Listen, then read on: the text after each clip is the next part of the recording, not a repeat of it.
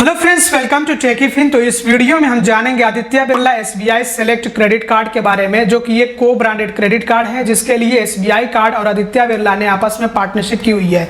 तो समझेंगे कि इस क्रेडिट कार्ड के क्या फीचर्स और बेनिफिट्स हैं और इस क्रेडिट कार्ड को अप्लाई करने के लिए एलिजिबिलिटी क्राइटेरिया क्या है और इस क्रेडिट कार्ड को हम कैसे अप्लाई कर सकते हैं। इसके अलावा हम ये भी जानेंगे कि इस क्रेडिट कार्ड के क्या फीस और चार्जेस हैं।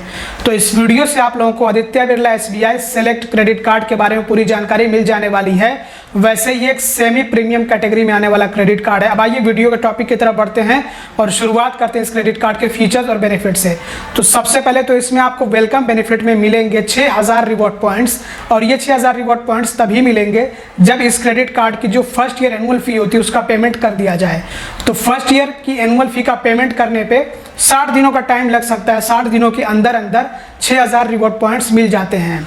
और माइलस्टोन बेनिफिट्स के बारे में बात करी जाए तो अगर इस क्रेडिट कार्ड से साल भर में 1.5 लाख रुपए या फिर 1.5 लाख रुपए से ज़्यादा खर्च कर दिए जाए तो मिलेंगे 3000 रिवॉर्ड पॉइंट्स। और फिर साल भर में अगर इस क्रेडिट कार्ड से 3 लाख रुपए या फिर 3 लाख रुपए से ज़्यादा खर्च कर दिए जाए तो फिर से मिल जाएंगे एडिशनल 3000 रिवॉर्ड पॉइंट्स। और ये जो रिवॉर्ड पॉइंट्स होंगे क्राइटेरिया मीट होने के 60 दिनों के अंदर अंदर मिल जाएंगे। जो थ्रेशोल्ड बनाया गया है स्पेंडिंग अमाउंट का, उसको क्रॉस करने के 60 दिनों के अंदर अंदर मिल जाएंगे। आदित्य बिरला के स्टोर्स पे इस क्रेडिट कार्ड से हर 100 रुपए खर्च होने पे मिलेंगे 20 रिवॉर्ड पॉइंट्स, मतलब कि 20x रिवॉर्ड्स मिलते हैं अगर इस क्रेडिट कार्ड से आदित्य बिरला के स्टोर्स पे खर्चे हो तो हर 100 रुपए पे।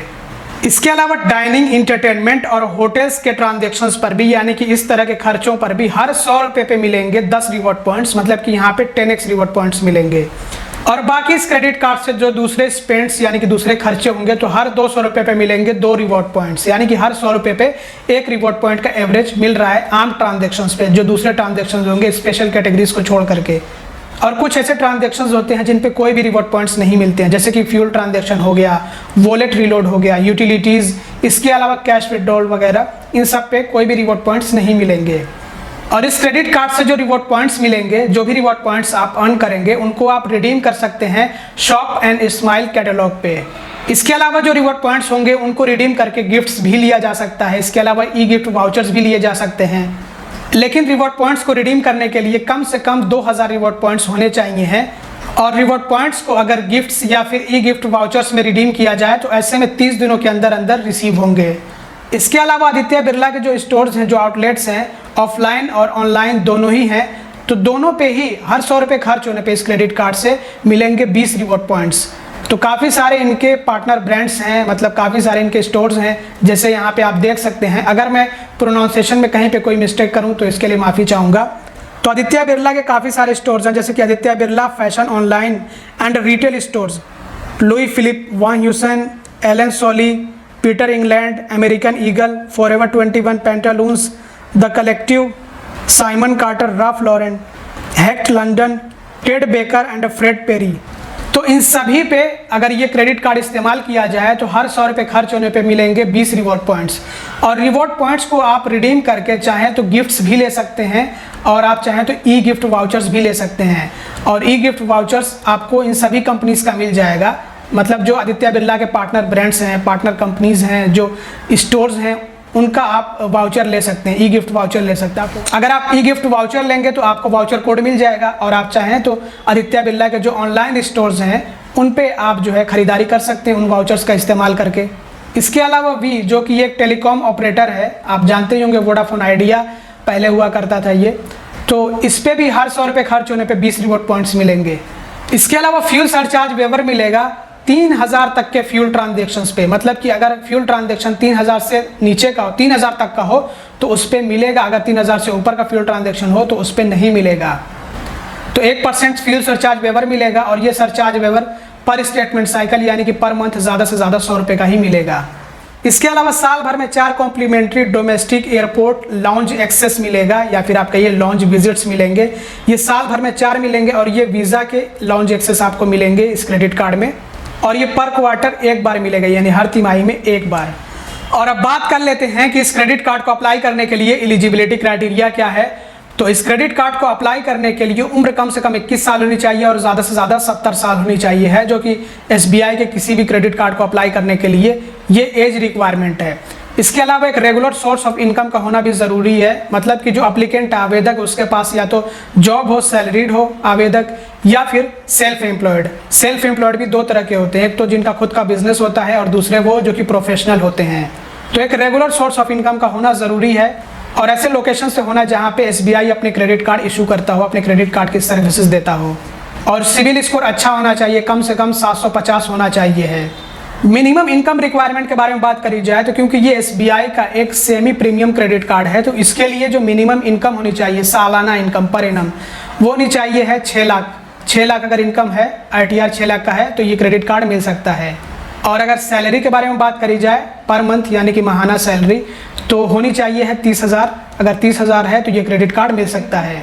और अगर डॉक्यूमेंट्स के बारे में बात करें तो सबसे पहले तो KYC डॉक्यूमेंट्स की ज़रूरत पड़ती है। और अगर आप ऑनलाइन क्रेडिट कार्ड अप्लाई कर रहे हैं तो ऐसे में आधार कार्ड और पैन कार्ड की ज़रूरत पड़ती है और आपका मोबाइल नंबर आपके आधार से लिंक्ड होना चाहिए है। और अगर इनकम प्रूफ डॉक्यूमेंट्स के बारे में बात करी जाए तो देखिए कुछ लोग ऐसे होते हैं जिनको बिना किसी इनकम प्रूफ के क्रेडिट कार्ड मिल जाता है, स्पेशली ऐसे लोग जिनका सिविल स्कोर पहले से बना होता है, जिनके पास क्रेडिट कार्ड या फिर क्रेडिट कार्ड्स मौजूद होते हैं, और ख़ास करके जिनका सिविल स्कोर अच्छा होता है, 750 के ऊपर होता है। और जिनके पास कोई क्रेडिट कार्ड नहीं होता है, सिविल स्कोर नहीं होता है, कोई क्रेडिट हिस्ट्री नहीं होती है, तो हो सकता है कि ऐसे लोगों से इनकम प्रूफ डॉक्यूमेंट की डिमांड करे बैंक, क्योंकि ज़्यादातर ऐसे लोगों से इनकम प्रूफ डॉक्यूमेंट्स लिए जाते हैं। जैसे कि अगर इनकम प्रूफ डॉक्यूमेंट्स के बारे में बात की जाए तो एम्प्लॉयमेंट के हिसाब से ये इनकम प्रूफ डॉक्यूमेंट्स लिए जाते हैं। जो सैलरीड होते हैं, मतलब कि जो जॉब कर रहे होते हैं, उनसे सैलरी स्लिप लिया जा सकता है, जिसको पे स्लिप भी कहा जाता है। तो ये सैलरी स्लिप या फिर पे स्लिप पिछले 3 महीनों का लिया जा सकता है और साथ में बैंक अकाउंट स्टेटमेंट पिछले 6 महीनों का लिया जा सकता है। और अगर ITR वाले हो, मतलब कि जो सेल्फ एम्प्लॉयड हो, तो उनसे ITR की कॉपी ली जा सकती है, लेटेस्ट ITR की कॉपी, और साथ में पिछले 6 महीने का बैंक अकाउंट स्टेटमेंट भी लिया जा सकता है। और जिनका सिविल स्कोर अच्छा होता है, क्रेडिट कार्ड पहले से मौजूद होता है, तो कुछ केसेस में सिर्फ बैंक वेरिफिकेशन करता है और उसके बाद क्रेडिट कार्ड जारी कर देता है। और अब बात कर लेते हैं कि ये क्रेडिट कार्ड हम कैसे अप्लाई कर सकते हैं। तो ये क्रेडिट कार्ड हम चाहें तो ऑनलाइन SBI कार्ड की वेबसाइट से अप्लाई कर सकते हैं। जैसे हम SBI कार्ड की वेबसाइट पर विजिट करेंगे और उसके बाद आएंगे ऑल SBI कार्ड्स पे, इस पर टैप करेंगे तो हमें SBI के काफ़ी सारे क्रेडिट कार्ड्स देखने को मिलेंगे। ऊपर पॉपुलर क्रेडिट कार्ड्स होते हैं, थोड़ा सा स्क्रॉल डाउन करेंगे तो हमें यहाँ पे ये क्रेडिट कार्ड देखने को मिलेगा, Aditya Birla SBI credit card, SBI card select ऐसे करके इस पे होता है नाम। तो यही क्रेडिट कार्ड है। आपको अप्लाई नाउ का ऑप्शन मिलेगा, इस पर टैप कर देंगे। फिर उसके बाद आपको अपनी पर्सनल डिटेल्स फिल करनी होंगी। स्टार्ट अप्लाई जर्नी पे टैप करके पर्सनल डिटेल्स में सबसे पहले तो फुल नेम, अपना फर्स्ट नेम, उसके बाद लास्ट नेम, फिर मोबाइल नंबर, फिर नेक्स्ट करेंगे तो OTP आएगा, वो OTP एंटर करना होगा। और हमने ऑलरेडी वीडियो बना रखा है कि SBI क्रेडिट कार्ड हम कैसे ऑनलाइन अप्लाई कर सकते हैं। काफ़ी सारे हमने इस पे वीडियोस बना रखे हैं, तो वो वीडियोस आप चाहें तो देख सकते हैं। वीडियो आपको आई बटन में और इस वीडियो के एंड में मिल जाएगा। और अगर आपको SBI का कोई और क्रेडिट कार्ड अप्लाई करना हो, जैसे कि SBI सिंपली क्लिक या फिर SBI simply save RuPay credit card, तो लिंक्स आपको डिस्क्रिप्शन में और पिन कमेंट में मिल जाएंगे, ज़रूर से चेक कर लीजिएगा। अगर आप हमारे दिए गए लिंक के जरिए से क्रेडिट कार्ड अप्लाई करेंगे, किसी भी बैंक का क्रेडिट कार्ड हो, तो ऐसे में हम आपकी पूरी मदद करेंगे क्रेडिट कार्ड अप्लाई करवाने में, और आपका क्रेडिट कार्ड एप्लीकेशन ट्रैक करवाने में भी मदद करेंगे। और आपका क्रेडिट कार्ड अप्रूव हो जाता है, आपको क्रेडिट कार्ड मिल जाता है, तो हम आपको गिफ्ट भी देते हैं। और अब बात कर लेते हैं इस क्रेडिट कार्ड के फीस और चार्जेस के बारे में। तो इस क्रेडिट कार्ड की जो ज्वाइनिंग फ़ी है, जिसको कि फर्स्ट ईयर एनुअल फ़ी कहा जाता है, SBI वाले यही कहते हैं, तो ये है 1499 रुपये प्लस GST। जैसा कि आप लोग जानते हैं कि इस फ़ी का पेमेंट करते हैं तो आपको रिवॉर्ड पॉइंट्स मिल जाते हैं। और इस क्रेडिट कार्ड की जो एनुअल फ़ी है, जो कि दूसरे साल से ली जाती है, और ये सालाना फ़ी होती है, तो ये हर साल देनी होती है जब तक कार्ड चलता रहता है। तो ये 1499 रुपये प्लस GST है। और आपको बताया गया है कि इसमें आपको क्या माइलस्टोन बेनिफिट्स मिलते हैं, ये आप कमेंट करके बताइएगा। फाइनेंस चार्ज, जिसको कि इंटरेस्ट चार्ज भी कहा जाता है, ये चार्ज तब लिया जाता है जब हम अपने क्रेडिट कार्ड से कैश निकाल लें या फिर अपने क्रेडिट कार्ड के बिल का पेमेंट इंटरेस्ट फ्री पीरियड के अंदर ना करें, तो ऐसे में ये हमसे चार्ज लिया जाता है। क्रेडिट कार्ड के बिल का पेमेंट क्यों करना है, ये अगर आप सोच रहे होंगे, जो नए होंगे, तो उनको बता दें कि अगर क्रेडिट कार्ड से आप खर्चे करेंगे तो वो खर्चे आपको वापस लौटाने भी तो पड़ेंगे। इसमें आपको इंटरेस्ट फ्री पीरियड मिल जाता है, जो कि SBI कार्ड में 50 दिनों का होता है। तो अगर इस इंटरेस्ट फ्री पीरियड के अंदर आप पेमेंट नहीं करेंगे जितना आपने खर्चा किया क्रेडिट कार्ड से, तो उसके बाद आपसे इंटरेस्ट चार्ज लिया जाएगा। तो ये जो इंटरेस्ट चार्ज होगा, ये है 3.50% पर मंथ यानी कि माहाना, और पर एनम यानी कि सालाना 42% है। और ये फाइनेंस चार्ज कम से कम 25 रुपये होगा। और क्रेडिट कार्ड से कैश निकालने पे कैश एडवांस फ़ी भी ली जाती है, जिसको कैश विड्रॉल चार्ज भी कहा जाता है। तो ये फ़ी है 2.5% of the cash withdrawn amount. जितना कैश निकाला जाएगा उसी के 2.5% ये फ़ी ली जाएगी, और ये फ़ी होगी कम से कम 500 रुपये। कैश पेमेंट करने पर मतलब क्रेडिट कार्ड के बिल का पेमेंट अगर कैश मोड से किया जाए, कैश ले जाकर के ब्रांच से, तो ऐसे में हमें इसके लिए फ़ी देनी होगी और ये फ़ी है 250 रुपये। तो बेहतर है कि हम अपने क्रेडिट कार्ड के बिल का पेमेंट खुद से ऑनलाइन कर लें, जिस पे हमें कोई फ़ी या चार्ज नहीं देना होता है। और क्रेडिट कार्ड के बिल का पेमेंट ऑनलाइन कैसे करना होता है, इसके काफ़ी सारे मेथड्स होते हैं, हमने वीडियोस बना रखे हैं। आप हमारा यूट्यूब चैनल अच्छे से चेक करें, आपको जानकारी मिल जाएगी इसके बारे में। चेक पेमेंट मतलब चेक से अगर पेमेंट किया जाए क्रेडिट कार्ड के बिल का, तो इसके लिए भी 100 रुपये की फ़ी होती है। तो पेमेंट कैसे करना होगा क्रेडिट कार्ड के बिल का, ऑनलाइन खुद से करना होता है, ताकि कोई भी चार्ज कोई भी फ़ी ना ली जाए।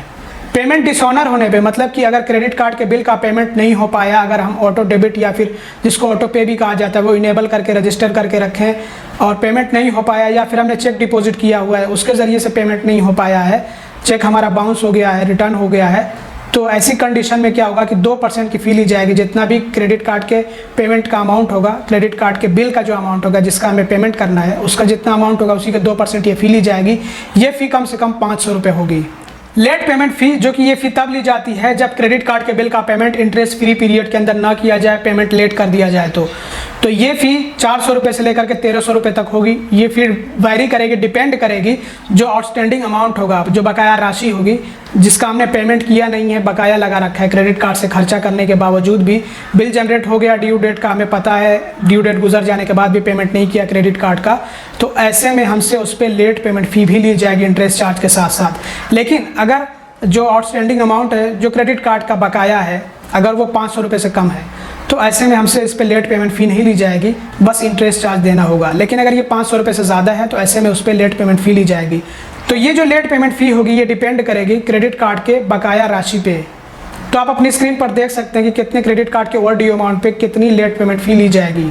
और अगर लगातार 2 स्टेटमेंट साइकिल से मिनिमम अमाउंट ड्यू का भी पेमेंट ना किया जाए तो एडिशनल यानी कि अलग से 100 रुपये की फ़ी ली जाएगी। ओवर लिमिट फ़ी, जिसको ओवर लिमिट पेनल्टी भी कहा जाता है, ये फ़ी तब ली जाती है जब क्रेडिट कार्ड से क्रेडिट लिमिट से ज़्यादा खर्च कर दिया जाए तो ये फ़ी कितनी होगी, ये फ़ी होगी 2.5% of the over limit amount. मतलब क्रेडिट कार्ड से जितना हमने ओवर लिमिट में स्पेंड कर दिया है, खर्च कर दिया है, उसी पे ये 2.5% ली जाएगी फ़ी। ये फ़ी कम से कम होगी 600 रुपये। फॉरेन करेंसी ट्रांजैक्शन फ़ी, ये फ़ी होगी 3.5% of the foreign currency transaction amount. ये फ़ी तब ली जाती है जब क्रेडिट कार्ड से किसी फॉरेन करेंसी मतलब कि विदेशी मुद्रा में ट्रांजैक्शन कर लिया जाए तो ये फ़ी होगी 3.5%। और रेंट पेमेंट करने पर 199 रुपये की फ़ी ली जाएगी, प्रोसेसिंग फ़ी होती है ये। और जितने फीस और चार्जेस होंगे सब पे GST लिया जाएगा, जो कि अभी के टाइम में 18% है। रेलवे सरचार्जेस के बारे में बात करें तो अगर इस क्रेडिट कार्ड से रेलवे टिकट बुक किया जाए तो ऐसे में सरचार्ज लगेगा, इस पर सरचार्ज लिया जाएगा। तो अगर काउंटर से टिकट बुक किया जाए इस क्रेडिट कार्ड का इस्तेमाल करके तो 30 रुपये प्लस 2.5% सरचार्ज लिया जाएगा। और अगर ऑनलाइन टिकट बुक किया जाए IRCTC की वेबसाइट या फिर ऐप के ज़रिए से तो ऐसे में 1% मतलब कि 1% सरचार्ज लिया जाएगा। तो ये थे इस क्रेडिट कार्ड के फीस और चार्जेस। और अब बढ़ते हैं सीधा कंक्लूजन की ओर और समझते हैं कि ये क्रेडिट कार्ड कैसा है। तो मुझे तो ये क्रेडिट कार्ड कुछ खास नहीं लगा, आप कमेंट करके बताइएगा कि आपके लिए ये क्रेडिट कार्ड कैसा है। देखिए, ये क्रेडिट कार्ड सभी के लिए अच्छा नहीं हो सकता है। जो बहुत ज़्यादा आदित्य बिरला के स्टोर्स पे ट्रांजैक्शंस करते हैं और वो भी बहुत ज़्यादा ट्रांजैक्शंस करते हैं, उनके लिए ये क्रेडिट कार्ड ठीक हो सकता है, बाकी लोगों के लिए नहीं। आपका क्या ओपिनियन है इस क्रेडिट कार्ड को लेकर के, कमेंट सेक्शन में ज़रूर से बताइएगा। इस वीडियो में बस इतना ही। अगर आपको वीडियो पसंद आया हो तो ज़रूर से लाइक कर दीजिएगा। चैनल को अब तक सब्सक्राइब ना किया हो तो सब्सक्राइब भी कर दीजिएगा और इस वीडियो को ज़्यादा से ज़्यादा शेयर करिएगा। Thanks for watching, bye bye.